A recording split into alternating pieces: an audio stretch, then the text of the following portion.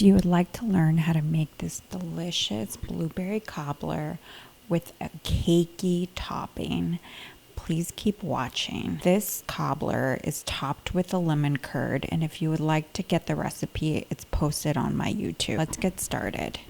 We're going to get the flour, cinnamon, salt, and baking powder, and we're going to give that a really good whisk. Set that aside. In a mixing bowl, add your butter and your sugar, and using a handheld mixer, you're going to start on low speed and then work my way up to medium-high speed. I'm going to give this a mix for about 2 to 3 minutes, and then we're going to add our egg, and we're going to mix that again on medium-high for 2 minutes, and then after that we can add our first addition of buttermilk, which is about half the buttermilk, and then I'm going to add all of the dry ingredients, and I kind of like to use a rubber spatula and mix it around so nothing starts flying everywhere. And then I turn the mixer back on. You can start low and then work your way up, and just mix until it's combined. And now we're going to add the other half of the buttermilk, and mix that and just until combined. And once it's all ready, you'll see that it's light and fluffy, and that's kind of what you're looking for. And we are going to set that aside, and let's get started with our blueberry filling. So for our blueberry filling, we're going to get fresh or frozen blueberries, and we're going to add our lemon juice and our cornstarch and pinch of salt and our lemon zest and our brown sugar and regular sugar, and I'm going to add this vanilla extract. I like to use Nielsen's. I think it's the best vanilla extract out there. A bunch of restaurants use it, and fine dining restaurants. They're a little bit more pricier, but it's just worth the money, I think. So give this a really good stir, and you want to ensure that everything is fully combined and incorporated. And once you see that, this looks so yummy already.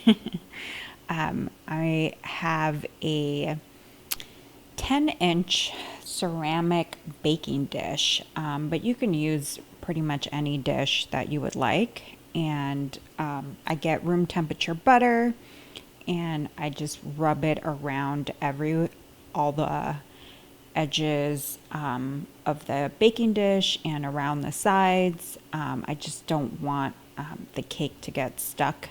And also the butter adds a little bit of richness to the blueberry filling.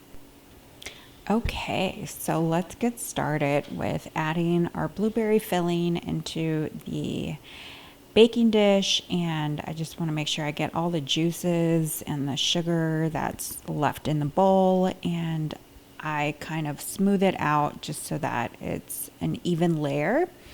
And now I'm going to get the cake batter, and I like to, you can scoop, you can use a rubber spatula. I'm using a rubber spatula, but I put little like mounds of batter throughout the dish. And the reason why I do this is so that when I go out to smooth it out, it's much quicker. So that way the cake is already spread out. So half of the battle is already done for me. So I spread it out as best as I can, and using an offset spatula, you just want to smooth it out. And this kind of helps with even baking. You just want the cake to be cooking evenly throughout. And once this is all good to go, you are going to set your oven at 350 degrees, and you are going to bake this for 45 to 70 minutes until you insert a toothpick or a cake insert and it comes out clean with no cake crumbles on it. So look at this blueberry cobbler. It's bubbling on the sides. Ugh, I can eat this right now, but it's too hot, so I'm going to let it sit for a little bit. But this is what it should look like. And I'm just gonna scoop this up, and I like to serve it over vanilla ice cream. And just to add some brightness to the dish, I love the mixture of blueberries with lemon. I like to put some lemon curd on top of it, and you guys are gonna love that addition to the blueberry cobbler. It tastes like summer.